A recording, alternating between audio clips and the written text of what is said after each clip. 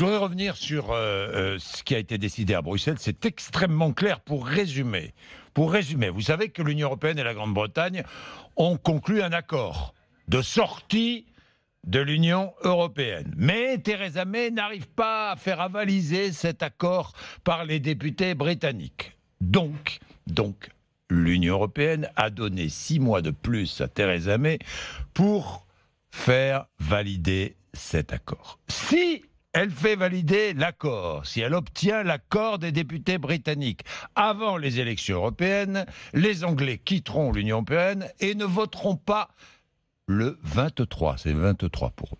Si elle n'obtient pas cette validation, parce qu'il faut bien comprendre, cette validation des députés, eh bien, jusqu'au 31 octobre, l'Union européenne lui accorde un délai pour essayer d'obtenir cette validation de sortie. Mais quoi qu'il arrive, l'Union européenne ne reviendra pas sur l'accord signé avec Theresa May, le deal, en quelque sorte, signé avec Theresa May. Voilà, je pense que c'est clair. La France était intransigeante à Bruxelles, alors que d'autres pays voulaient donner un délai d'1 an à la Grande-Bretagne, à Theresa May, pour essayer de trouver une solution.